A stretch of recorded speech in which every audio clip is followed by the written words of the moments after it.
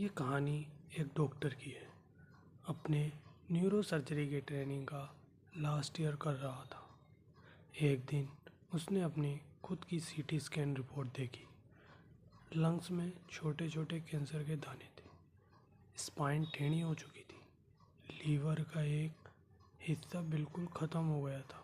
मतलब कैंसर पूरी बॉडी में फैल चुका है। उस वक्त डॉक्टर पेशेंट की ग्राउंड पे ने एक हॉस्पिटल के रूप में अपनी बीवी लूसी के साथ था, जो खुद एक डॉक्टर है। दोनों ने रिपोर्ट बार बार देखी, लेकिन सच ओबियसली कैंसर ही था। पिछले 1 साल से डॉक्टर को लग रहा था कि अंदर कुछ सही नहीं चल रहा, लेकिन वो दोनों इग्नोर करते रहे। कुछ महीने पहले डॉक्टर का वेट कम होने लगा। बैक पेन शुरू हो गया। जब डॉक्टर अपने फ्रेंड्स के क्लिनिक गया तो दूसरी डॉक्टर थी, क्योंकि फ्रेंड्स जो है मैटरनिटी लीव पर था। उसने सिम्टम्स बताए और बोला, अगर ये बोर्ड का एग्ज़ाम होता तो उसका आंसर होता कैंसर, लेकिन शायद मैं बस ज़्यादा ही काम कर रहा हूँ। उस डॉक्टर ने एमआरआई की जगह एक्सरे करवाया, जो कैंसर दिखाने में यूज़फुल नहीं होता है। रिपोर्ट नॉर्मल आई। सब सोचने लगे शायद बस काम की वजह होगी। इस बीच डॉक्टर अपना काम करता रहा। पैन का दर्द बढ़ता गया। सोचा कि थोड़ा और टाइम रह गया है ट्रेनिंग कंप्लीट होने में। करियर टॉप पे था। अवार्ड्स मिल रहे थे, जॉब्स के ऑफर आ रहे थे, सीनियर भी इम्प्रेस हो चुके थे। उसे लग रहा था अब लाइफ सेट हो जाएगी, लेकिन काम तो जाएगा, फैमिली के साथ टाइम मिलेगा, शायद एक दिन अपनी जेट कैमरा लेकर सी पर घूमेगा। लेकिन अंदर ही अंदर उसके सपने उस कैंसर की वजह से टूटते रह गए थे। इस पूरी कहानी का क्यूरेक्स ये है कि कभी कभी इंसान सब कुछ अचीव कर लेता है, लेकिन ज़िंदगी एकदम से उसके रिश्ता बदल देती है। ये स्टोरी अगले स्टेज पर बढ़ती है, जब डॉक्टर को चेस्ट में बहुत ज़्यादा दर्द होने लगता है। रात को पसीने से भीग जाता है। वजन और तेजी से गिरने लगता है। लगातार खांसी शुरू हो जाती है। अपने सिम्टम्स को इग्नोर करते हुए एक दिन सैन फ्रांसिस्को के डोलोरेस पार्क में अपनी वाइफ लूसी के साथ बैठा होता है। फ़ोन पे कैंसर के बारे में रिसर्च करता हुआ पकड़ा जाता है। लूसी को समझ नहीं आता कि ये उसे अपने दिल की बात क्यों शेयर नहीं करता। वो अपसेट हो जाती है। लगता है कि शायद दोनों की शादी में भी अभी भी प्रॉब्लम्स है, जो करियर प्रेशर से भी ज़्यादा होती है। एक साथ ट्राई करते हैं सब नॉर्मल दिखने का, आइसक्रीम ले आते हैं, ट्रिप पर चले जाते हैं, लेकिन लूसी अपना डिसीज़न ले लेती है। वो न्यूयॉर्क ट्रिप पे नहीं जाएगी। कुछ दिन अलग रहना चाहती है, सिर्फ मैरिज को संभालने के लिए, क्योंकि उसे लगता है कि डॉक्टर अपने इमोशन शेयर नहीं कर रहा। दोनों की ज़िंदगी के गोल्स शायद अलग हो गए हैं। डॉक्टर कन्विंस करने का कोशिश करता, कपल्स थेरेपी एग्री कर लेता है, पर लूसी क्लियर है, उसे थोड़ा स्पेस चाहिए। डॉक्टर भी सोचता है अगर लूसी अलग हो गई और उसे सच में कैंसर निकला तो वो लूसी को नहीं बताएगा, उसे ओपन ज़िंदगी मिल सके। इस टेंशन में डॉक्टर अपने सारे मेडिकल टेस्ट रस में करवाता है। टेस्टिकुलर, मेलानोमा, ल्यूकेमिया सब क्लियर निकलते हैं। फिर 36 घंटे back to back hospital shift करके चेस्ट एक्सरे निकालता है। ट्रिप पे चला जाता है, पेन के साथ ट्रेन जर्नी करता है, पर दिमाग में सिर्फ दर्द और अनसर्टेनिटी चल रही है। जब बीमारी और लाइफ क्राइसिस एक साथ आए तो सिर्फ दर्द नहीं होता, रिश्ते भी टेस्ट होते हैं। करियर प्रेशर, हेल्थ स्केयर और मैरिज की टेंशन्स मिलके इंसान के अंदर तक को हिला देती हैं। कभी कभी सब कुछ सामने से बिगड़ता रहता है और पर इंसान स्ट्रॉन्ग दिखने की एक्टिंग करता है, असली फील्स किसी से शेयर नहीं करता। लेकिन सबसे इम्पोर्टेंट है, it's okay to seek help. अब अपने दर्द को शेयर करना वीकनेस नहीं होती है, इस पार्ट में कहानी इमोशनल हो जाती है। डॉक्टर अपने दोस्तों से मिलने न्यूयॉर्क के पास एक घर जाता है, लेकिन दर्द और थकान उसका पीछा नहीं छोड़ती। एक जगह स्टेशन पर जब दर्द बढ़ जाता है और बेचैन हो जाता है तो एक बेंच पर वो लेट जाता है। सिक्योरिटी गार्ड मना कर देता है, तो डॉक्टर सोचता है कि क्या सच में वो कैंसर से मर रहा है या सिर्फ नॉर्मल बैक पेन है, या वो बस अपने फियर को फेस नहीं करना चाहता। घर पर पहुंचकर दोस्तों के साथ लड़पड़ खेलता है, लेकिन अंदर से थका रहता है, खाना भी नहीं खा पाता। उसे ये लगता है कि पहले की ज़िंदगी कितनी सिंपल थी, जब मस्ती थी। अब ज़िंदगी ने उसे अलग किनारे कर दिया है। फिर एक रात होस्ट माइक को बताता है, मुझे लगता है कि मुझे कैंसर है, शायद बहुत बुरे वाला। यह पहली बार था जब किसी को लाउडली बताता है। माइक सीरियस हो जाता है। डॉक्टर भी कन्फेस करता है कि डायग्नोसिस फाइनल नहीं है, बस सब सिम्टम्स इसी की तरफ इशारा करते हैं। अगली सुबह वो जल्दी घर वापस लौट आता है। एयरपोर्ट उतरते ही डॉक्टर की कॉल आती है एक्सरे रिजल्ट की। लंग्स ब्लेरी है। डॉक्टर भी समझ जाता है कि इसका क्या मतलब है। लूसी भी लेकर आती है और घर लेकर जब सच बताता है तो दोनों के बीच की सारी डिस्टेंस एकदम ख़त्म हो जाती है। आई नीड यू, डॉक्टर कहता है। I will never leave you, Lucy promise करती है। हॉस्पिटल जाकर अपना एडमिशन्स करवाता है, वही जगह जहाँ वो पहले पेशेंट से मिलता था। अब खुद पेशेंट बनकर उसी बेड पर लेटे हुए लाइफ की सारी मेमोरीज उसके सामने आ जाती हैं। जहाँ दूसरों को न्यूज़ थी, किसी को खुशी दी, किसी की डेथ भी अनाउंस की, आज वही उसका रियलिटी बन गई है। ज़िंदगी कभी भी फ्लिप हो सकती है। जो लोग पहले तुम्हारा काम का था, अब वही जगह तुम्हारे टेस्ट बन जाते हैं। सबसे मुश्किल वक्त वो हो जाता है जब सबसे क्लोजर लोगों से सच शेयर करना पड़ता है। जब तक सच बाहर नहीं निकलता, दिल का बोझ कम नहीं होता। सच्चाई जब सामने आ जाती है, तभी रिश्तों की वैल्यू समझ आती है। दर्द, अनसर्टेनिटी और स्ट्रगल के बीच सपोर्ट ही असली स्ट्रेंथ होता है। कभी कभी लाइफ की जॉयज़ और पेन दोनों एक ही सोचने के किस्से हो जाते हैं, और इंसान सिर्फ एक्सेप्ट करके ही आगे बढ़ सकता है। एक हिस्सा राइटर अपने बचपन के दिनों को याद कर रहा है, जब वो सनफील्ड मैरिजोना में एक छोटे टाउन में रहता था।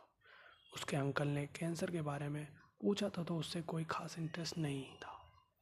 डॉक्टर बनना उसने कभी सोचा नहीं था, क्योंकि उसने अपने पिताजी को डॉक्टर बन के देख चुका था। क्योंकि उसके पापा हमेशा फैमिली से इमोशनली दूर ही रहते थे। उसके पिताजी ब्राउन वैली न्यूयॉर्क के पूरे परिवार लेकर मैरिजोना शिफ्ट हो गए थे, ताकि एक नई कार्डियोलॉजी प्रैक्टिस शुरू कर सकें और फैमिली के लिए कुछ बेहतर कर सकें। पर उनका काम था इतना डिमांडिंग था कि बच्चों और फैमिली के लिए बहुत ज़्यादा डिस्टेंस बढ़ गई। वो सिर्फ वीकेंड पर या रात को ही कुछ पल के लिए मिलते। यहाँ मैरिजोना की डिजर्ट लाइफ वॉल्टर के लिए एक नई आज़ादी थी। खुला मैदान, प्यारे डॉग्स मैक्स और निप, और दिन भर दोस्तों के साथ डिजर्ट एक्सप्लोर करना, हड्डी चमड़ी ढूंढना, छोटे क्रैक तक पहुंचना। लेकिन ये डिजर्ट कभी कभी स्केरी भी था। ब्लैक वीडो या दूसरे डेंजर इंसेक्ट और एनिमल मिल जाते थे। कुछ तो सिर्फ कहानियाँ होती थी, जैसे जैकलोपी, और कुछ सच में डेंजरस थे, जैसे स्कॉर्पियन शूज़ में छुप जाना। राइटर और उसके दोस्त इन कंट्री फैक्ट को लेकर मजाक भी करते और न्यू लोगों से कंफ्यूज कर देते। राइटर के दिल में एक नई चीज़ पक्की थी। अगर डॉक्टर बनने की लाइफ का ये ही प्राइस है, तो वो नहीं चाहिए।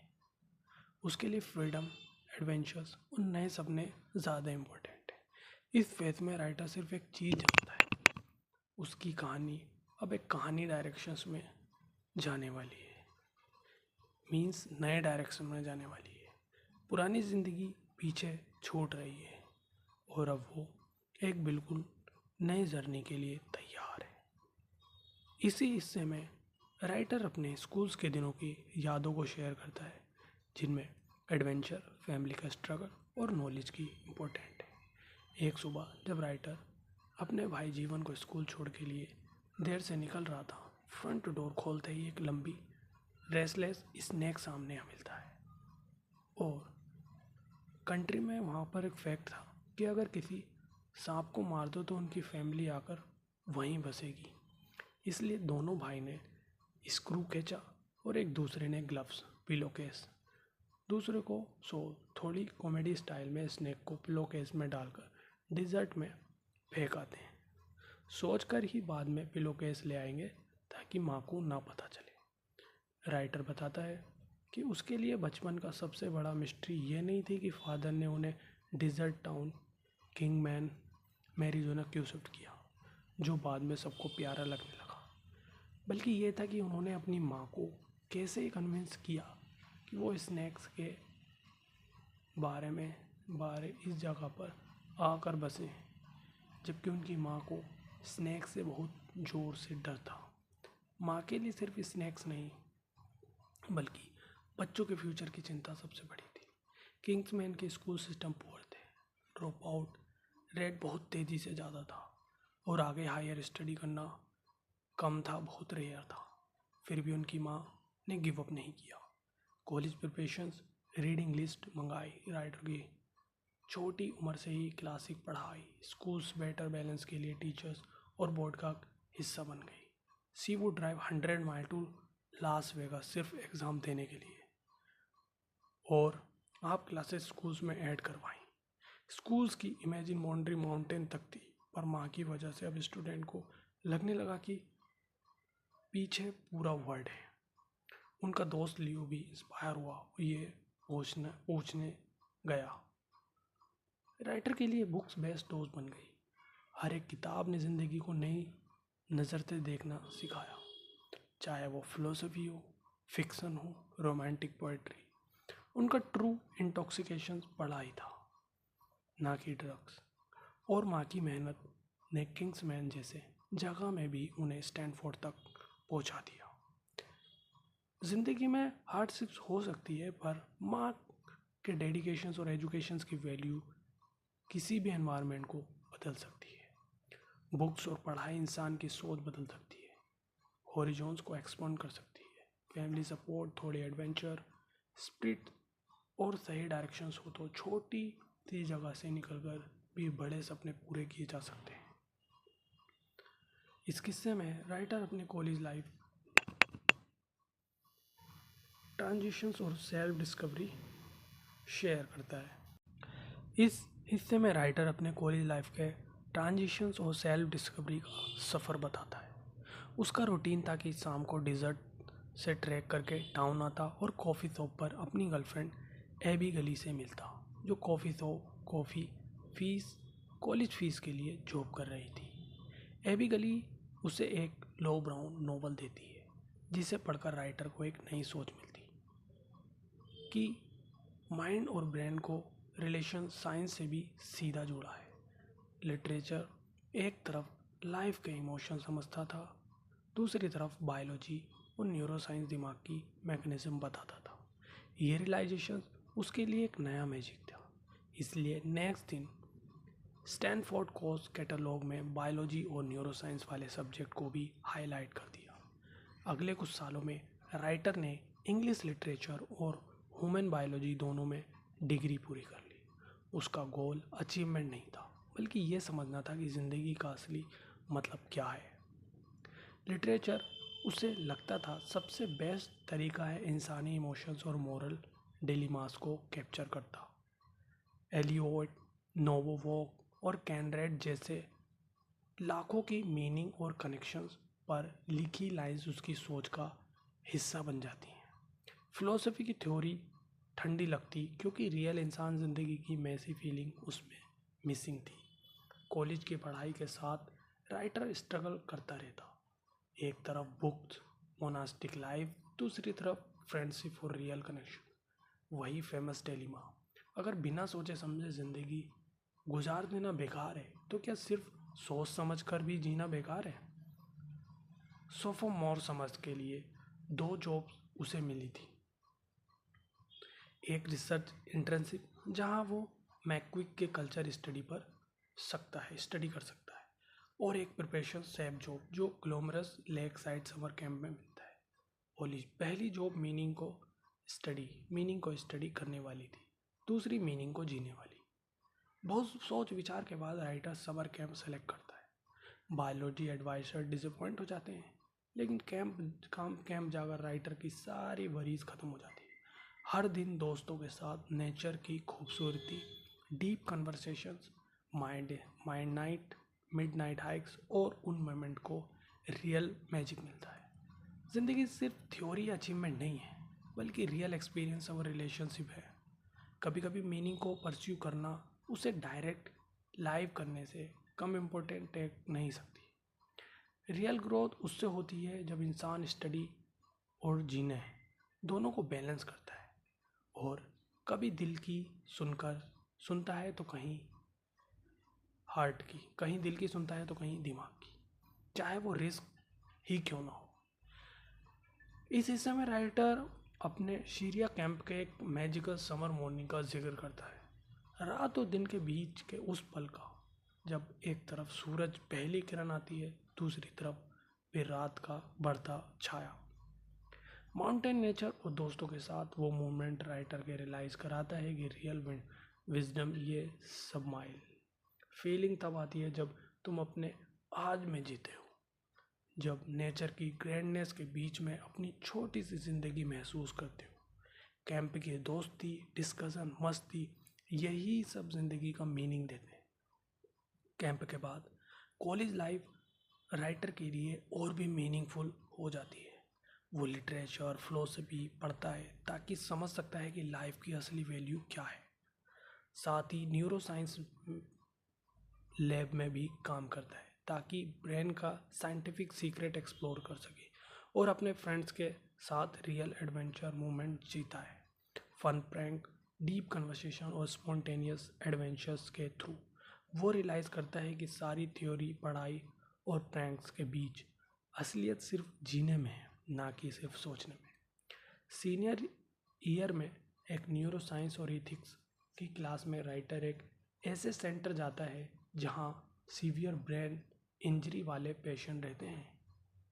वहाँ वो देखकर हैरान हो जाता है कि कैसे शुरू में परिवार वाले रेगुलरली मिलने आते हैं, फिर धीरे धीरे गैप बढ़ जाता है, फिर आखिर में ज़्यादातर फैमिली दूर चली जाती है। एक रूम में वो एक पेशेंट से मिलता है जिसके चेहरे पर एक छोटी सी मुस्कुराहट देखकर उसका दिल भर आता है। उसे लगता है कि एम्पैथी और कनेक्शन इंसान की सबसे बड़ी क्वालिटी है। जब क्लास ख़त्म होती है, प्रोफेसर से राइटर अपने इमोशन रिएक्शन शेयर करता है कि कैसे उसे पेरेंट्स का दूर जाना गलत पड़ा। प्रोफेसर सुनता है, समझता है और इनडायरेक्टली बताता है कि ज़िंदगी की रियलिटी, प्रैक्टिकल इमोशंस अक्सर थ्योरी से अलग होते हैं। सब कुछ ब्लैक एंड वाइट नहीं होता है। ज़िंदगी में सबसे अथेंटिक मोमेंट वही होते हैं जो डे और नाइट के बीच में, थ्योरी और एक्सप्लोर के बीच में, हेड और हार्ट के बीच में मिलते हैं। ह्यूमन कनेक्शन, एम्पैथी और प्रेजेंट में जीने का फील, यही सबसे रियल विजडम और रियल लाइफ का मीनिंग देते हैं। सिर्फ थ्योरी और जजमेंट नहीं, लेकिन एक्चुअल एक्सपीरियंस और दोस्तों के दर्द को समझना और उसकी असली वैल्यू है। कभी कभी सबसे बड़ी इंसाइट वही होती है कि हर इंसान की जर्नी अलग है, और एम्पैथी के बिना हम मीनिंग मिस कर देते। आगे बढ़ते हैं। इस हिस्से में राइटर अपनी ग्रेजुएशन के आसपास की पर्सनल डिस्कवरीज और अपने करियर डायरेक्शंस का रियल टर्निंग पॉइंट का जिक्र करता है। जब राइटर सीवियर ब्रेन इंजरी वाले बच्चों के सेंटर विजिट से वापस आता है, उसके अंदर एक नई अंडरस्टैंडिंग जन्म लेती है, जो रिश्तों की इमोशन डेथ, दुख और एम्पैथी के साइंस से भी डीप कनेक्शन समझने लगता है। वो मान लेता है कि लाइफ का असली मीनिंग इंसानी रिलेशनशिप में छुपा है, लेकिन ये सब कुछ एक ऐसा सिस्टम दिमाग और बॉडी में होता है जो कभी भी ब्रेक हो सकता है। स्टैनफोर्ड पोस्ट ग्रेजुएशन शुरू करता है। लैंग्वेज और लिटरेचर को सुपर नेचुरल फोर्स मांगता है जो दो लोगों के बीच ब्रिज बनाता है। थीसिस वर्ल्ड वाइट मैन पर लिखता है, एक साइकोलॉजिकल स्पिरिचुअल मैन जो ब्रिज बना जाए, लेकिन आंसर बिल्कुल क्लियर नहीं मिलते। और लिटरेचर वर्ड का सिर्फ पॉलिटिक्स और साइंस से दूर राइटर को बोर कर देते हैं। साइंस और लिटरेचर के बीच का इंटरसेक्शंस राइटर की सबसे बड़ी तलाश बन जाता है। फिर अचानक एक दिन फुटबॉल मैच के बाद राइटर को लगा कि अब बुक्स बंद करके ज़िंदगी का रियल मेडिकल प्रैक्टिस शुरू करनी चाहिए, जहाँ वो मीनिंग सिर्फ लिखने या सोचने में नहीं, बल्कि रियल लोगों के दुख, इलनेस और मॉरल चैलेंज में समझेगा। फैमिली बैकग्राउंड डॉक्टरों को का था, पर पहली बार राइटर जेन्युइनली मेडिसिन को अपने लिए चूज़ करता है। मेड स्कूल्स के लिए इंटेंस पढ़ाई, पैसों की तंगी और दोस्तों के अलग हो जाना, सब कुछ रिस्क में डालकर वो अपना डायरेक्शन फिक्स करता है। पढ़ाई के बाद जब मेड स्कूल्स के एप्लीकेशन साइकिल का गैप मिलता है, तो हिस्ट्री और फिलोसफी को ऑफ साइंस एंड मेडिसिन में कैम्ब्रिज जाते हैं। वहाँ फिर से यही फीलिंग स्ट्रॉन्ग हो जाती है कि सिर्फ एकेडमिक मोरल स्पेकुलेशंस या थ्योरी बहुत हल्का है। मॉरल एक्शन किसी ने रियल लाइफ डेथ या डिसीजन सिचुएशंस में इन्वॉल्व होकर ही आता है। राइटर अपनी जर्नी में रियलाइज़ कराता है कि ज़िंदगी का असली मीनिंग थ्योरी, फिलोसफी और बुक्स के बाहर रियल इंसानी एक्सपीरियंस, दर्द, हीलिंग, रिलेशनशिप, मॉरल चेंजेस में है। रियल ग्रोथ तब होती है जब इंसान सिर्फ रिस्क लेता है, सेफ जोन से बाहर निकलता है और अपनी थ्योरी को प्रैक्टिकल बनाता है। ह्यूमन कनेक्शंस और एम्पैथी, चाहे वो कितना भी कॉम्प्लेक्स हो, वही सबसे बड़ी स्पिरिचुअल और बायोलॉजिकल क्विट्स है, और शायद इसका आंसर मेडिसिन की प्रैक्टिस में ही मिलता है। आखिर में सिर्फ सोचने या बोलने से नहीं, लेकिन जीने, हेल्प करने और मोरल एक्शन लेने से इंसान मीनिंगफुल बन जाता है। इस पार्ट में राइटर अपने मेडिकल स्कूल्स के एनाटॉमी लैब और कैडेवर डिसेक्शंस के एक्सपीरियंस को शेयर करता है, जो हर डॉक्टर की ट्रेनिंग का एक इमोशनल और साइकोलॉजिकल रोलर होता है। शुरुआत में जब पहली बार डेड बॉडी को कट करता है तो लगता है कि कुछ अजीब महसूस होगा, लेकिन पूरा environment, bright light, steel tables, professor, सब कुछ इतना फॉर्मल लगता है कि सब नॉर्मल सा फील होता है। लेकिन जैसे ही पहली कट डाला, उसी वक्त एक अजीब मिक्स फीलिंग आ गई। सेम भी, एक्साइटमेंट भी, जितना भी मेंटली रेडी हो, जब वो स्केल स्किन पर चलता है, सब कुछ रियल हो जाता है। कैडोवर डिसेक्शंस मेडिकल स्टूडेंट के लिए के एक राइड को पैसे जैसे होता है। शुरू में टमी चर्म होता है, कभी नाउजिया, कभी क्यूरियोसिटी, कभी ओ, पर धीरे धीरे वो भी एक्टिविटी रूटीन बन जाती है और एक कॉलेज असाइनमेंट की तरह लगने लगती है। सारे टेबो ब्रेक हो जाते हैं, पर एक फ़नी मोमेंट भी आ जाता है। फॉर्मेल्डिहाइड की स्मेल में भूख लगने लगती है।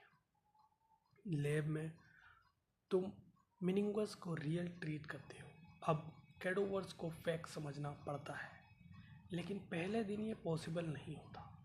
फेस देखना मुश्किल होता है, इसलिए प्रोफेसर सजेस्ट करते हैं कि एक बार फेस देख लो, फिर कवर कर लो। एक सर्जन आकर स्कार, साइन, ऑपरेशंस ट्रेस करता है, बताता है कि पेशेंट किस बीमारी से गुजर होगा। तब राइटर रियलाइज़ करता है कि इन बॉडीज़ का भी एक लाइफ स्टोरी था। ये सिर्फ स्टडी मटेरियल नहीं थे। कभी कभी कोई छोटी चीज़ें, जैसे स्टोमक में पेन किलर की अनडाइजेस्टेड गोली मिलना, बता देती है कि ये इंसान भी दर्द के वक्त अकेला था। पूरी क्लास में एटमॉस्फेयर लाइट भी हो जाती है। स्टूडेंट जोक्स भी कर देते हैं, छोटी छोटी मैकबर्स स्टोरीज शेयर करते हैं, लेकिन अंदर से सबको पता है कि ये प्रोसेस ह्यूमन डिग्निटी और एम्पैथी देखने का एक अनोखा तरीका है। लैंग्वेज भी चेंज हो जाती है। कैडोवर नहीं, अब डोनर बोला जाता है, क्योंकि ये बॉडीज़ उन लोगों की गिफ्ट हैं जो जाते जाते भी किसी की हेल्प करना चाहते थे। राइटर सोचता है कि डॉक्टर्स खुद अपनी बॉडीज डोनेट कम ही करते हैं, पर डोनर ने काफ़ी हिम्मत दिखाई। एक प्रोफेसर बताता है कि हर सर्जरी या डिसेक्शन के हॉरर डिटेल्स बताए जाएं तो कोई भी कंसेंट ना दे। ह्यूमन बॉडी के रेस्पेक्ट उसका जरिया डॉक्टर बनना, ये दोनों जर्नी सिर्फ साइंस नहीं, डीपली इमोशनल और मोरल टेस्ट भी है। हर डिस्कवर का पीछे एक रियल जिंदगी, दर्द और कहीं छुपी होती है, जो डॉक्टर को सिर्फ एनाटॉमी नहीं, एम्पैथी भी सिखाती है। मेडिकल ट्रेनिंग का ये फेज इंसान को एक तरफ से टफ बनाता है, लेकिन अंदर से सेंसिटिव टच भी डेवलप करता है, जो फ्यूचर पेशेंट्स के लिए ज़रूरी है। इस पार्ट में राइटर एनाटॉमी लैब के एक्सपीरियंस पर और भी गहराई से रिफ्लेक्ट करता है। जब वो अपनी दादी के ग्रेव पर जाता है, उसे रियलाइज़ होता है कि असली तकलीफ ये गिल्ट कैडेवर से नहीं, उस कैडेवर की फैमिली से है। ऐसे ही जैसे एक बार एक बेटा लैब में अपनी माँ को आधे डिसेक्शंस बॉडी को वापस मांगा लेता है, क्योंकि वो इसे सोच के साथ नहीं जी सकता कि उसकी माँ की बॉडी स्टूडेंट कट कर रहे हैं। राइटर को भी लगता है कि वो ऐसा नहीं करता। एनाटॉमी लैब में डेड बॉडी को हम ऑब्जेक्ट, टिश्यू और ऑर्गन के कनेक्शंस की तरह ट्रीट करने लगते हैं। शुरुआत में इंसानी चेहरा क्लियरली दिखता है, लेकिन जैसे जैसे डिसेक्शंस आगे बढ़ता है, इंसान कम और टिश्यू का ढेर ज़्यादा लगने लगता है। वो स्केयर्डनेस, इमोशनल इम्पैक्ट धीरे धीरे कॉलेज का असाइनमेंट जैसे रूटीन बन जाती है। ये फीलिंग भी अनकंफर्टेबल्स हो जाती है। सब स्टूडेंट अपनी मन में साइलेंटली माफ़ी मांग रहे होते हैं, नॉट क्योंकि कोई ट्रांसिशंस फील होती है, बल्कि इसलिए कि शायद उनका फील नहीं होता, उनको अब ये फील नहीं होता। राइटर ये इंसाइट भी देता है कि पूरा मेडिसिन फील्ड स्केयर्ड को ट्रांस पास करता है। डॉक्टर हर हद पार करते हैं, शरीर को ओपन करके करते हैं, पेशेंट के सबसे वल्नरेबल प्राइवेट सिचुएशन देखते हैं, उनकी ज़िंदगी को टच करते हैं, उनके दुख को भी एक लर्निंग टूल्स बन जाते हैं, और पेशेंट की ह्यूमैनिटी हमारे काम का एक पार्ट बन जाता है। कभी कभी गलती से थोड़ा ज़्यादा मैकेनिकल्स हो जाता है, कभी लैब में गलती से राइटर जल्दी एक डायाग्राम कट कर देता है, और प्रैक्टोर्स का रिएक्शन सिर्फ एकेडमिक नहीं बल्कि इमोशनल होता है। What sadness silent grief writer को सिखाता है कि मेडिसिन सिर्फ स्किल्स का गेम नहीं, एम्पैथी और सेंसिटिव भी ज़रूरी है। कभी प्रोफेसर्स स्वडरता से पेशेंट्स के कैंसर दिखाता, पर जब पता चलता है कि डोनर उसका खुद के एज का है, तो वो सडनली इमोशनल हो जाता।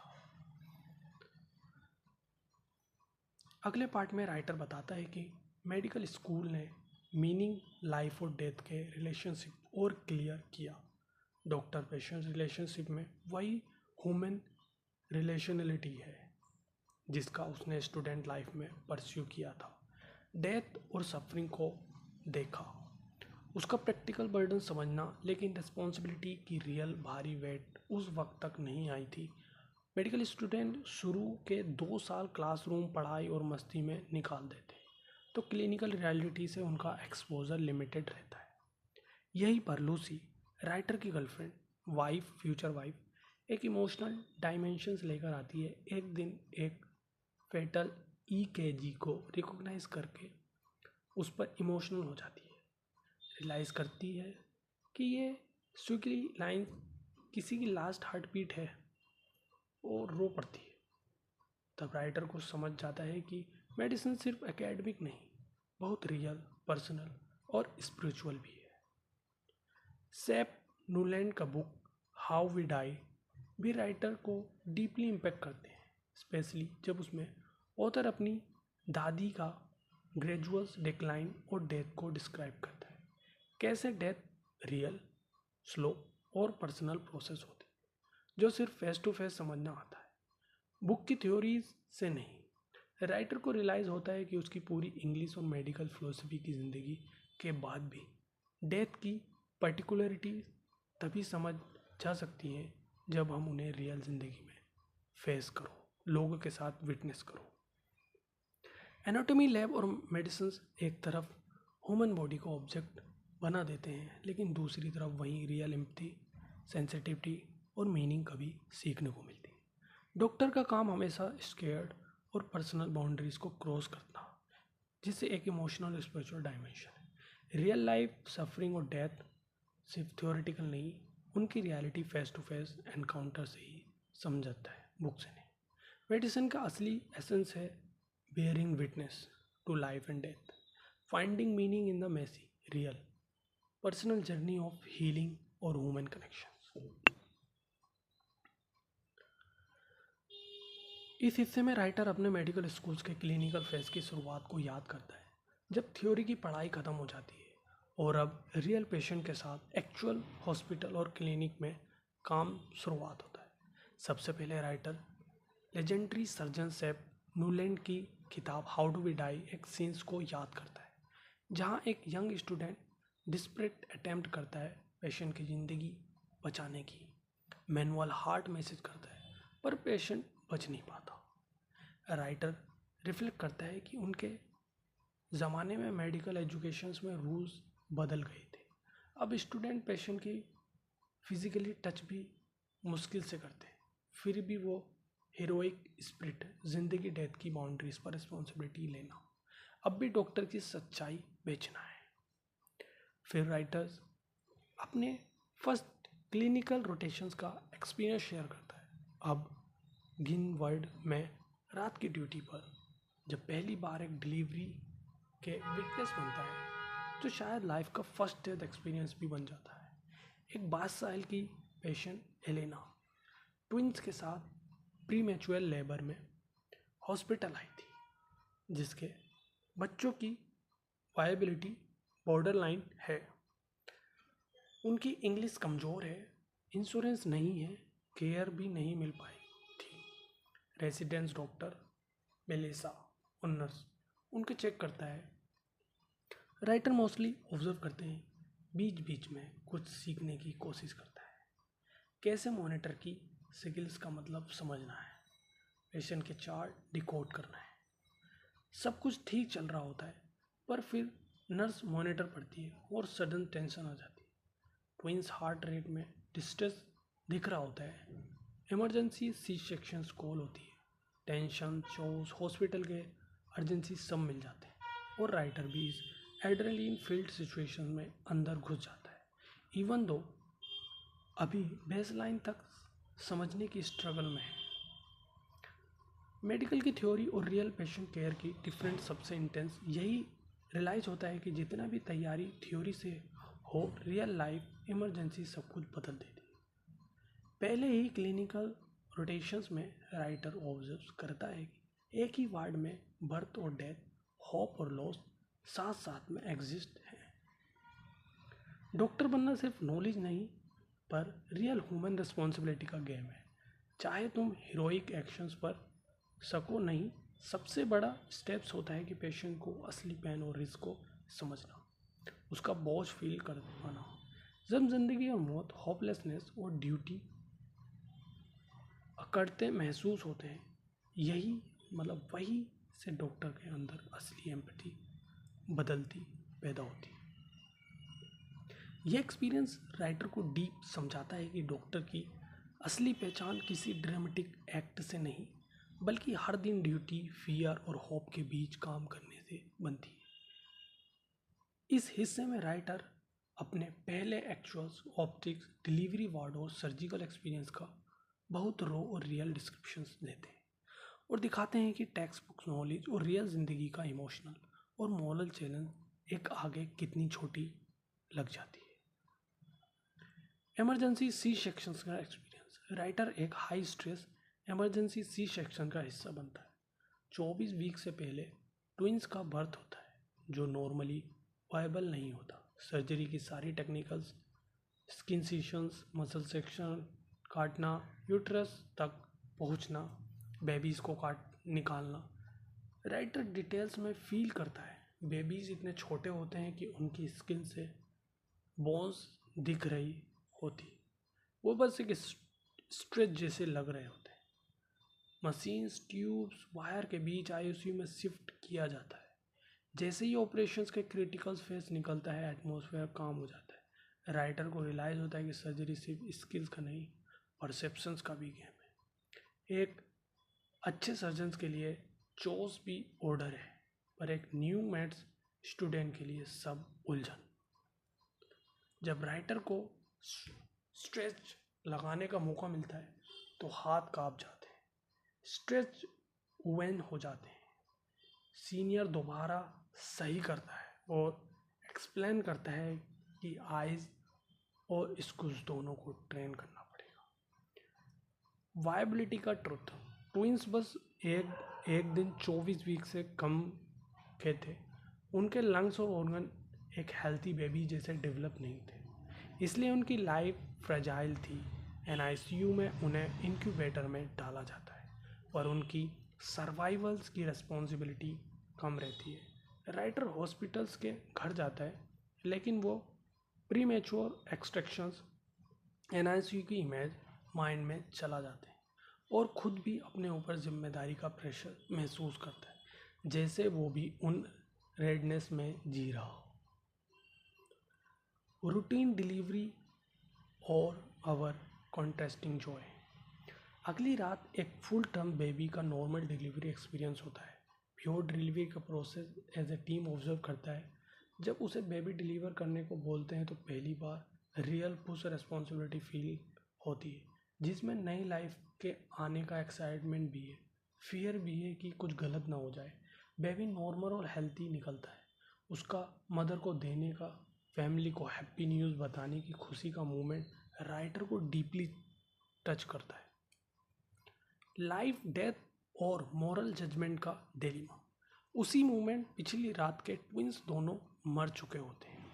ये रियलाइजेशंस कि कुछ लाइफ मोमेंट एक तरफ नई लाइफ, दूसरी तरफ लॉस होते हैं, राइटर को एक्सिस्टेंशियल क्राइसिस ले देता है।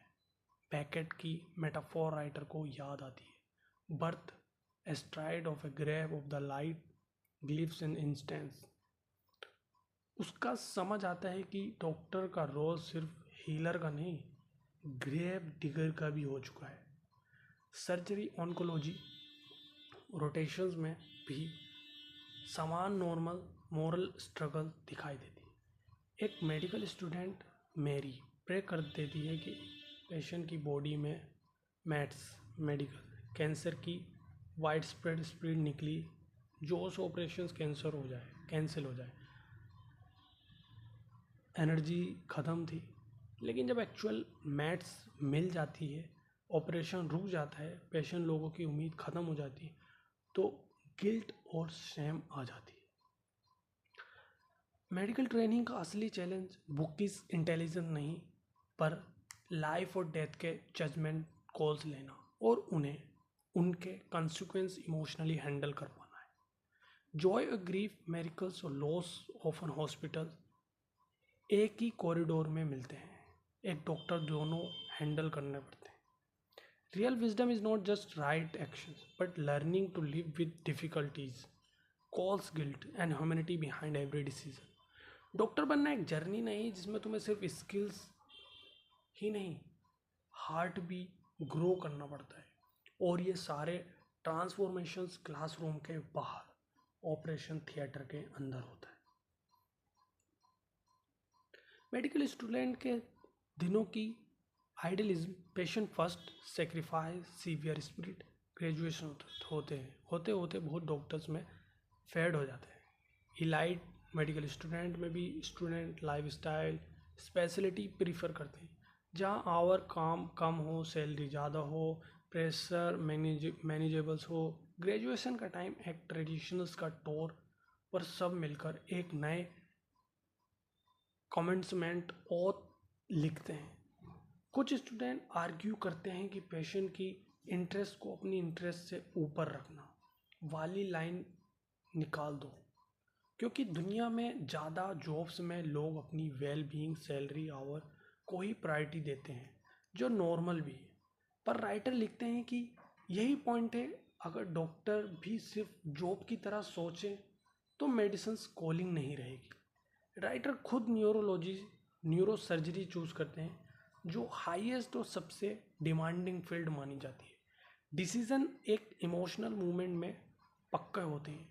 जब वो और OR के बाहर बैठकर एक पेडियाट्रिक न्यूरोसर्जन को पेरेंट्स को कंसल्ट करते देख रहे होते, उनके बच्चा ब्रेन ट्यूमर के साथ एडमिट हुआ है। सर्जन क्लिनिकल फैक्ट भी बताते हैं और इमोशनल गाइडेंस भी। फैमिली को समझते हैं कि अब ज़िंदगी बदलने वाली है, इमोशनल रिसाइलेंस ज़रूरी है, सब डिसीज़न एक साथ मत सोचो। उस मोमेंट पर राइटर रियलाइज़ करता है कि मेडिकल फील्ड में जीना मरना, मीनिंग और आइडेंटिटी को बिगेस्ट क्वेश्चन अक्सर पेशेंट और फैमिली के सामने आते हैं। और डॉक्टर का काम है सिर्फ ट्रीटमेंट नहीं, बल्कि उन मुश्किल क्वेश्चंस में गाइड करना। न्यूरो सर्जरी राइटर को इसलिए अट्रैक्ट करती है क्योंकि हर ब्रेन सर्जरी आइडेंटिटी से जुड़ी होती है। पेशेंट को अपनी ज़िंदगी के क्वालिटी वर्सेस क्वांटिटी वाले डिसीजन लेने पड़ते हैं, जिससे अगर आपकी माँ की स्पीच सेक्रीफाइस करके कुछ महीने ज़्यादा मिलते हैं तो वो एक्सचेंज सही है, या किसी बच्चे को कितना न्यूरोलॉजिकल सफरिंग अलाउ किया जाए लाइफ के लिए, या मीनिंग के सवाल हर स्टेज पर प्रैक्टिकल्स बनता है, और डॉक्टर्स के रोल गाइड से कम नहीं। रेसिडेंसी शुरुआत होते हैं, रियल लाइफ प्रेशर शुरू हो जाता है। स्टैनफोर्ड मैन सीनियर सिखाते हैं कि तुम्हारे सिर्फ सर्जन नहीं, बेस्ट डॉक्टर बनना है। दोनों हाथ से काम सीखो और कभी भी लाइफ को लाइटली मत लो। पहली ड्यूटी में पेपर वर्क और रिस्पॉन्सिबिलिटी के पहाड़ लगता है, पर धीरे धीरे प्रैक्टिस आ जाती है। लेकिन हर पेपर पीछे के खुद की कहानी होती है, जैसे एक 8 साल का मैथ्यू का ब्रेन ट्यूमर निकालना, या एक 82 ईयर ओल्ड पेशेंट को जो बिल्कुल हेल्थी थी पर एक छोटी सी सर्जरी के बाद ICU वेंटिलेटर फिर डेथ तक जाती हिस्सा है। और उस दिन के बाद वो कभी पेपर वर्क को रूटीन समझकर इग्नोर नहीं करता। इंटर्नशिप के पहले साल में वो काफ़ी डेथ विटनेस करता है, हर एक यूनिक दर्द, आयरनी या ट्रेजिक के साथ, जैसे एक एल्कोहलिक पेशेंट की जो डायलुएट करके हुई ब्लड लॉस से मर जाती है, एक खुद पैथोलॉजिस्ट जो सारी ज़िंदगी ऑटोफिजिस करती रही, अपनी डेथ पर खुद लैब में लाई जाती है, एक माइनर सर्जरी के बाद एक पेशेंट जो अनएक्सप्लेन पेन और हेडेक से मर जाता है, डायग्नोसिस कभी मिलती ही नहीं। रेसिडेंसी की जिन दिनों में वर्कलोड, स्ट्रेस और ग्रीफ लिटरली एटमॉस्फेयर में घूमती है, कभी कभी ये सब इतना भारी लगता है कि सांस लेना भी मुश्किल है जाता है। हर दूसरे दिन हॉस्पिटल एक जंगल समर बन जाता है। थकान, स्वीट और रोती हुई फैमिली का दुख। दूसरे साल का रिस्पॉन्सिबिलिटी और बढ़ जाता है। इमरजेंसीज में सबसे पहले पहुंचना, कभी किसी को नहीं बचा पाना, कभी किसी की ज़िंदगी वापस ले आना। सक्सेस का इंटॉक्सिकेशन हाई होता है, पर फेल्यूर की गिल्ट पर भी कोई कंट्रोल नहीं। वर्क आवर 100 तक चला जाता है। ऑफिशियली क्लैब होने के बावजूद रात रात भर काम, कार में सो जाना। कुछ रेजिडेंट स्ट्रेस नहीं हो पाते, कुछ ब्लैम एक्सपेक्ट नहीं कर पाते, करियर ख़त्म हो जाता है, कुछ लोग फील्ड ही छोड़ देते हैं। मिस्टेक इनइविटेबल्स हैं, कभी कभी डॉक्टर पेशेंट को रेस्क्यू कर देते हैं और उस इंसान की ज़िंदगी पर एक वेजिटेटिव एक्सटेंशन बन जाता है। ज़्यादा दुखड़ा लगता है कि पेशेंट का डेथ हो जाता है, तब समझ आता है कि ब्रेन डेथ और ट्यूब फीड लाइफ कैसे कभी कभी डेथ से ज़्यादा बुरी हो सकती है। डॉक्टर को डिसाइड करना पड़ता है कि किस पेशेंट को सेव करना चाहिए, किसकी केयर विड्रॉ करनी चाहिए। ये मॉरल रोड बहुत हैवी है। न्यूरो सर्जरी चूज़ करते वक्त सोचा था कि डेथ को आंखों में देख पाऊंगा, लेकिन रियलिटी में इतना पास आकर भी वो क्लियरली नहीं मिलती। ज़्यादा क्लोज आकर कभी कभी सीइंग लेस करना लगता हूँ। सफरिंग के साथ अडेप्ट भी कर लेना पड़ता है। पहले जो शॉकिंग था अब रूटीन बन जाता है। ये प्रोफेशनल डिटैचमेंट कभी कभी डार्क ह्यूमर और रिचुअल बन जाती है। जैसे हेड इंजरी सेवरिटी को स्टेट के पॉपुलेशन से जोक बना देना, या पेशेंट के डेथ के बाद आइसक्रीम सैंडविच खाना। कभी कभी एम्पैथी का लॉस भी राइटर को चुभता है। किसी को पेन इग्नोर करना, किसी पेशेंट को जल्दी जल्दी डील करना, ये सब मोरल स्लाइड्स की तरह महसूस होने लगते हैं। और राइटर को फियर होता है कि टोस्टॉय का फेमस स्टेरियोटाइप डॉक्टर कैसे बन रहा है, हाई फॉर्मलिज्म्स, लो एम्पथी, लेकिन साथ में ये भी समझ लेता है कि डॉक्टर की बेस्ट क्वालिटी सिर्फ टेक्निकल एक्सीलेंस नहीं, बल्कि पेशेंट और फैमिली को डेथ और इलनेस के सेंस समझने में, गाइड करने में पाना है। कभी वर्ड से तो कभी साइलेंस और हाथ थाम कर। इन्फॉर्म कॉन्स्टेंट अब एक लीगल फॉर्मेलिटी नहीं, बल्कि ऑनेस्ट ट्रस्टी बॉन्ड बन जाता है। डॉक्टर गाइड बनकर पेशेंट के साथ यात्रा निकालता है। एक्सपीरियंस बदलता है तो साथ ही मैच्योरिटी भी आती है। राइटर अपने पिताजी के बेड साइड मैनर को याद करता है, कैसे वो अपने पेशेंट को छोटी छोटी बातों से कंफर्ट कराते थे, एंड रियलाइज करते थे कि रियल हीलिंग सिर्फ मेडिकल सॉल्यूशन से नहीं, जेन्युइन ह्यूमन कनेक्शन से भी होती है। ब्रेन इलनेस और डेथ इतनी अजनबी और शॉकिंग होती है कि पेशेंट फैमिली ट्रांजिशन समझ नहीं पाती। डॉक्टर के लिए रिश्ते वैसे मूवमेंट में डबल रिस्पॉन्सिबिलिटी होते हैं। एक तरफ आगे का क्लिनिकल रोड मैप बनाना, दूसरी तरफ पास्ट और प्रेजेंट की ग्रीफ में पेशेंट फैमिली को गाइड करना। हर पेशेंट के साथ उसकी स्टोरी के हिसाब से बात करनी है। कभी राइट आंसर स्पूनफुल में देना, कभी शोक का स्लो बैकग्राउंड करना। राइटर रियलाइज करता है कि कभी कभी टेक्निकल स्किल से ज़्यादा एक डॉक्टर की स्पिरिचुअल विजडम डिमांडेड होती है। जैसे एक पेस्टर जो लाइफ और डेथ के बीच की बाउंड्रीज पर गाइडेंस करता है। रेसिडेंसी के आगे एडवांस ट्रेनिंग के लिए भी मोटिवेशन चलता रहता है। जैसे न्यूरो साइंस बनने की रेस में और कटिंग एज लैब में बायोटेक्नोलॉजी का काम, लेकिन जितना लाइफ और टेक्नोलॉजी में एक्सीलेंट चेस करो, उतना ही deeply human issues, identity, loss, decision making, grief, real ground reality बन के सामने आ जाते हैं। सबसे पहले राइटर अपने मेंटोर और दोस्ती वी के कैंसर डायग्नोसिस को डॉक्टर की नज़र से हैंडल करता है। वी जो हमेशा सच्चाई और काइंडनेस के साथ जीता है। अपनी इलनेस के बाद राइटर से पूछता है कि क्या मेरी लाइफ का कुछ मतलब था। ये सवाल जो अमूमन पेशेंट पूछते हैं, अब एक एक्सेम्पलरी मॉरल इंसान भी पूछ रहा है। वी की सर्जरी, केमो, रेडिएशन टफ रहते हैं, लेकिन 1 साल के बाद वापस आकर वो कहते हैं आज पहली बार लग रहा है कि ये सब वर्थ था,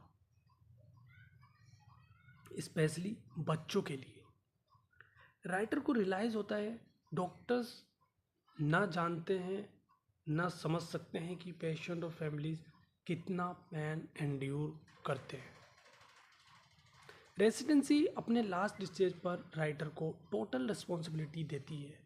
चीफ रेसिडेंट्स की पोजीशंस में टेक्निकल परफेक्शंस मॉरल ड्यूटी बन जाते हैं, क्योंकि 1 मिलीमीटर की गलती पूरी ज़िंदगी बदल सकती है।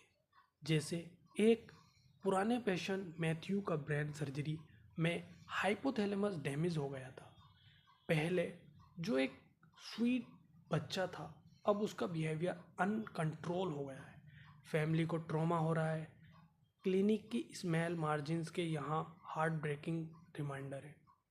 क्रिटिकल डीप ब्रेन सर्जरी के वक्त सिर्फ मिलीमीटर का different lock in syndrome full body paralysis ला सकता है। अटेंडिंग ओपनली बताता है कि खुद उन्होंने अपने करियर की स्टार्टिंग में ये मिस्टेक की थी। राइटर रियलाइज़ करता है कि कमिटमेंट को technical brilliance and passion identity दोनों इक्वलिटी क्रूशियल है। Language area of the brain सबसे स्केयर्ड कोटे जाते हैं। यहाँ डैमेज पेशेंट की सारी सोशल और इमोशनल ह्यूमैनिटी खो देते हैं।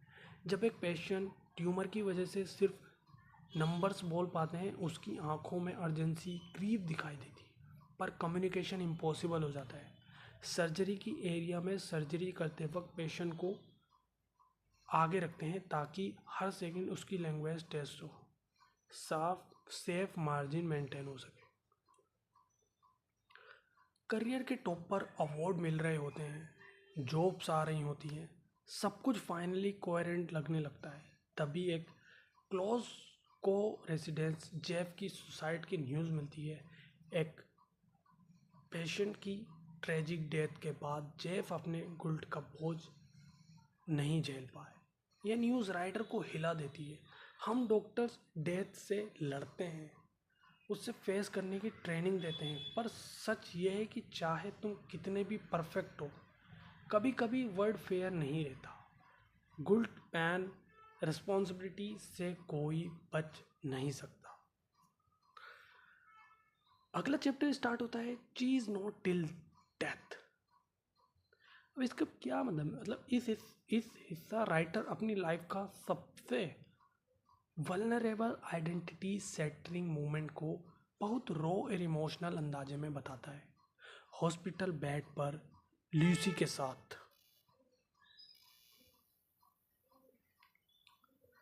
कैंसर का डायग्नोसिस कंफर्म हो चुका है। लंग्स, स्पाइन, लीवर सब जगह फैल चुका है और अब डॉक्टर का आइडेंटिटी ख़त्म हो चुका है। सिर्फ एक पेशेंट, एक इंसान बच गया है जो अपने एंड को देख रहा है। दोनों रो रहे हैं। फ्यूचर्स का पूरा प्लान, करियर, मैरिज, बच्चा, सब कुछ एक झटके में ख़त्म। लूसी को राइटर सजेस्ट करता है कि रीमेरी करना, मॉर्टेज रीफाइनेंस करने की बात आती है। फैमिली को कॉल किया जाता है। जेफ को रेसिडेंस विक्टोरिया हॉस्पिटल आती है, ट्रीटमेंट स्ट्रेटेजी डिस्कस करते हैं, लेकिन जब रेसिडेंसी की बात होती है राइटर कह देता है अब डॉक्टर बनकर लौटने का सवाल ही नहीं। अब वो पेशेंट वाली कन्फ्यूजन, एक्साइटमेंट, पैन, हॉपलेसनेस फील करता है जो कभी अपने पेशेंट में देखता था। सीवियर इलनेस एक ट्रॉमेटिक ब्लास्ट लगती है, एक सिंपल एपिफेंसी नहीं। ऑन्कोलॉजिस्ट एमा, जो एक एक्सपर्ट भी हैं और कॉम्प्रहेंडेड भी हैं, मिलने आती हैं।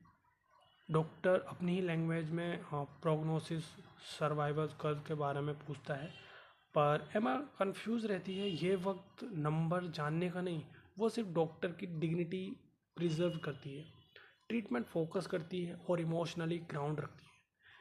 नई लाइफ का लॉजिस्टिकल ट्रांजिशंस होता है।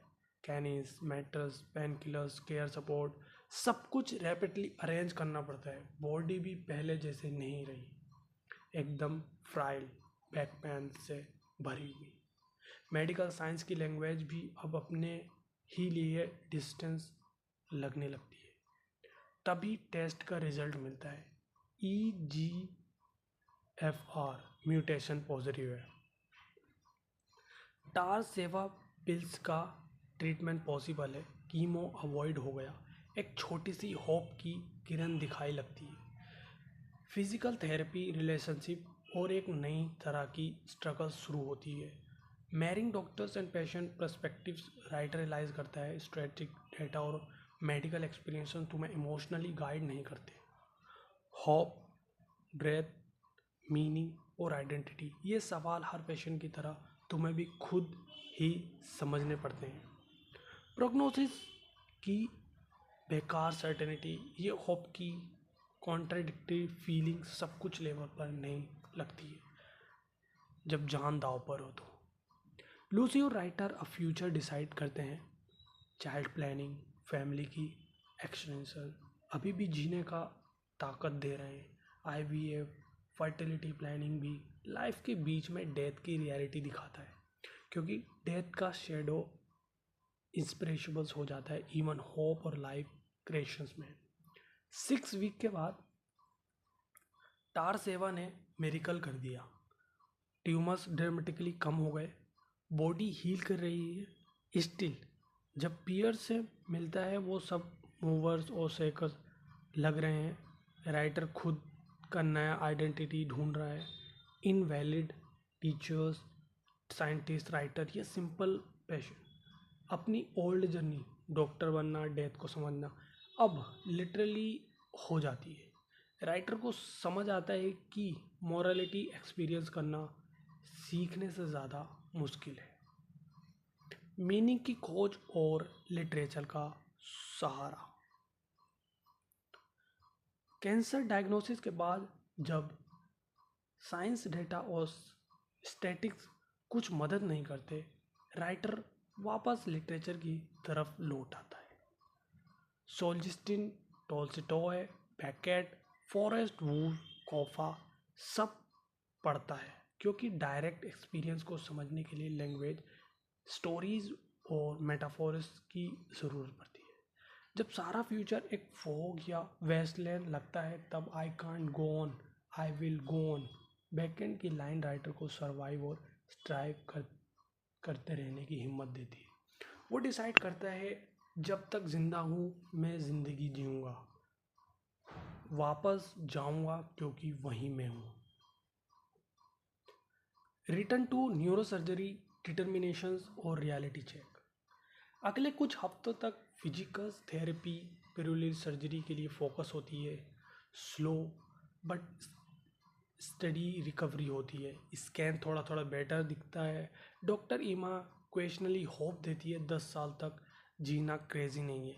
ये ऑप्टिमिज्म एक तरह का परमिशंस बन जाता है।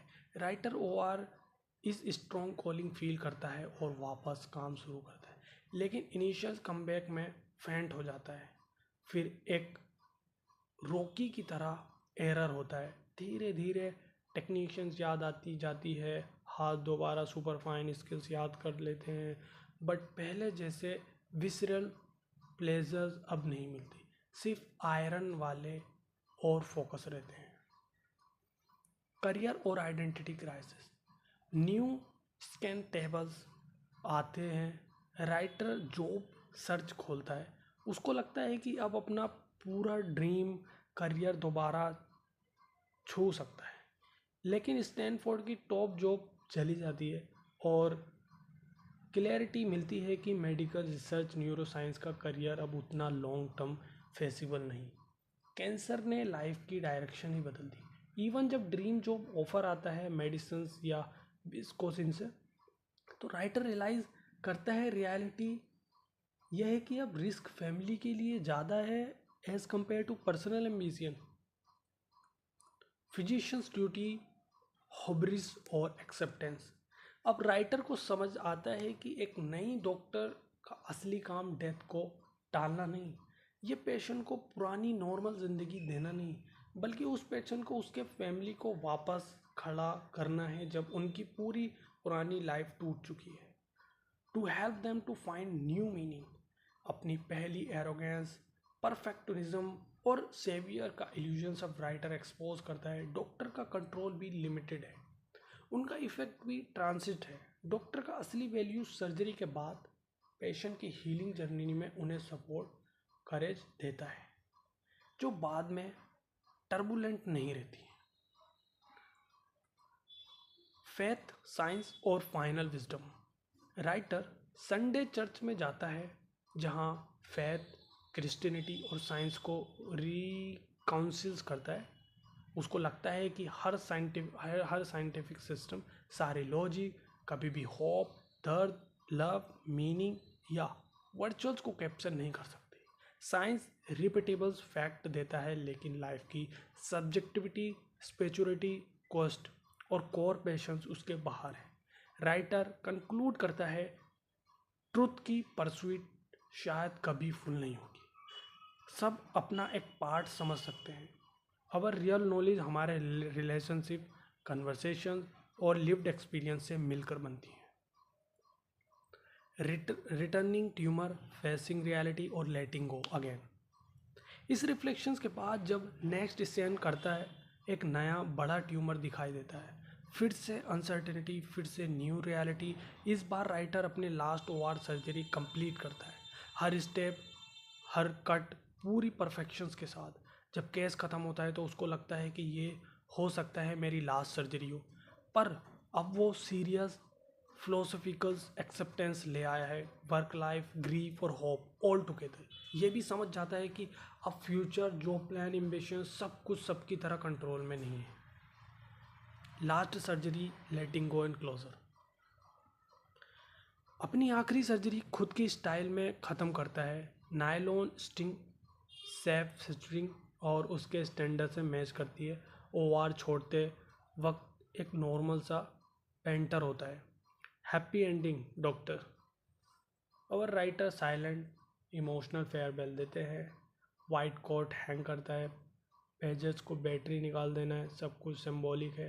एक करियर, एक लाइफ चैप्टर का रियल क्लोजर।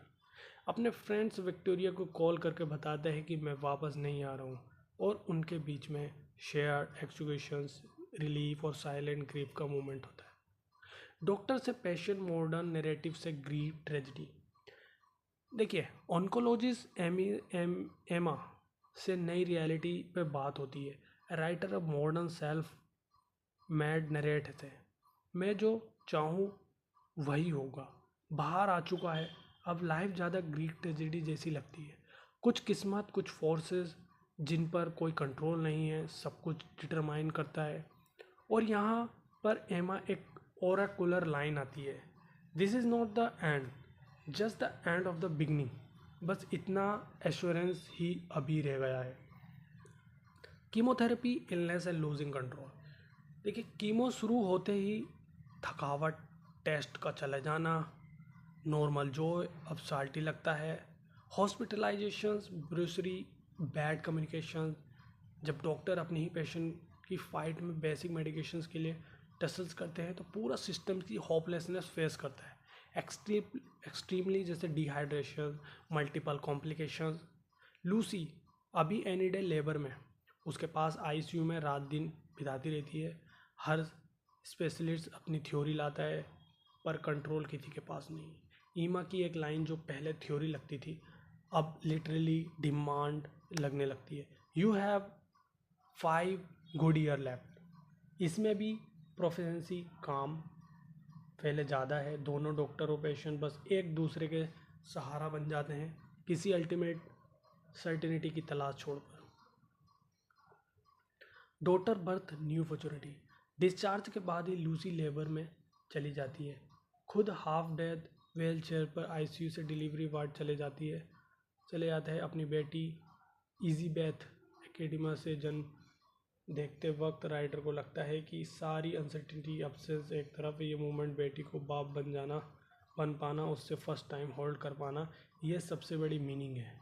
डेली लाइफ अब बस सिंपल जॉय, रूटीन, चाहों में कलेक्शन है। कैडी की हर छोटी प्रोग्रेस, पहली स्माइल, पहला लाभ, रूम का कोशिश करती है। राइटर को रियलाइज़ करता है कि टाइम अब क्लॉक का टिक टिक टॉक नहीं, ये टाइप की स्टैटिक बीइंग बन गया है। Future, career, money, status, plan irrelevant. अब जो बचा है वो हर पल की प्रेजेंस और कनेक्शन से। Legacy, presence and message for the future. बेटी के लिए राइटर के पास कोई ग्रांट्स एडवाइस नहीं है, सिर्फ एक छोटी लाइन, सबसे meaningful message. When you must give an account of yourself, do not discount that you filled a diamond days with a steady joy. A joy that does not hunger for more, and more does rest satisfy in this time. Right now, that is the enormous things. लेटिंग को, कभी कभी ज़िंदगी control छोड़ देना पड़ता है, और उसमें भी डिग्निटी, ग्रेसी और मीनिंग मिल सकती है। जब इंसान खुद पेशेंट बनता है, उसका समझ आता है कि हेल्थ केयर सिर्फ ड्रग्स एंड प्रोसीजर नहीं, लेकिन प्रेजेंस, होप और शेयर्ड ह्यूमैनिटी है। ग्रैंड्स, फ्यूचर्स, गोल्स, अचीवमेंट सब वाइंड चेजिंग बन जाते हैं। असली ज़िंदगी हर एक मोमेंट के जॉय, कनेक्शंस और ग्रेटिट्यूड में मिलती है। अपनी फैमिली को, अपनी बेटी को, अपने प्रेजेंस को प्यार देना, जो पल आज है वही सबसे बड़ा गिफ्ट है। इस सुकून और क्लैरिटी के साथ राइटर कहता है लाइफ और मेडिसिन का रियल मीनिंग अचीवमेंट या आउटकम नहीं, बल्कि हर एक ऑर्डिनरी पल्स को ऑथेंटिक तरीके से जीना है और उसमें खुद को इनफ महसूस कर पाना है। यही है उसकी लास्ट हैप्पी एंडिंग, ना आसान ना परफेक्ट, पर डीपली ह्यूमन, ऑनेस्ट और ग्रेस से भरा हुआ। इस अंत में पाउल ने वाइफ लूसी उनके आखिरी दिनों का एक डीपली ह्यूमन, पोगनेंट और होप भरे अंदाज में बनाए करती हैं। पाउल्स 9 मार्च 2025 को अपनी फैमिलीज के बीच उसी हॉस्पिटल में जहां उनकी बेटी कैंडी 8 महीने पहले पैदा हुई थी, पीसफुली पासिंग करते हैं। कैंडी की पहली क्रिसमस पर जब पॉल्स की कैंसर ट्रीटमेंट हर स्टेज पर फेल होती रही है तो फैमिली ने साथ ही टाइम बिताए हैं। कैंडी के छोटे माइलस्टोन, कोजीनेस, फ्रेंड्स की कंपनी और छोटी छोटी खुशियों से पलों को मीनिंगफुल बनाया। कैंसर के आखिरी मूवमेंट में डिजीज़ ने रैपिड प्रोग्रेस ली, नए ट्यूमर ब्रेन आ गए और लेप्टोमेनिंगस कार्सिनोमेटोसिस जैसे रेयर फॉर्म ने पाउल्स और लूसी को मेंटली प्रिपेयर कर दिया। अब एंड आने वाला है। उन्होंने मिलकर डिस्कस किया है कि सबसे बड़ी प्रायोरिटी पाउल्स की मेंटल क्लैरिटी, डिग्निटी और क्वालिटी ऑफ लाइफ प्रिजर्व करनी थी। जब उनको लगा कि नाउ डेज आर नंबर्ड, उन्होंने फैमिली को क्लोज रखा, फ्रेंड्स को मैसेज भेजा कि अगर नहीं मिलूँगा पर भी फिर भी तुम सबको प्यार करता हूँ, और राइटिंग छोड़कर बस लव्ड वंस के साथ आखिरी दिन जाएंगे।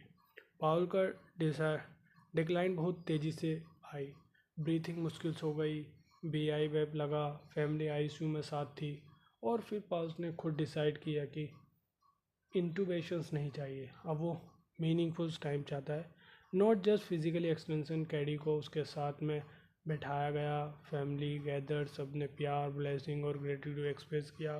पाउल ने आखिरी बार आई लव यू बोला। उसकी विश थी कि ये किताब किसी भी फॉर्म में ज़रूरी कंप्लीट हो। अब मॉर्फिन शुरू हुई। पाउल पीसफुली सराउंडेड बाय लव्स अपनी फैमिली की गोद में थे। आखिरी सांसों तक उस रूम में दर्द भी था, लेकिन ग्रेटिट्यूड, वार्म और सुकून भी।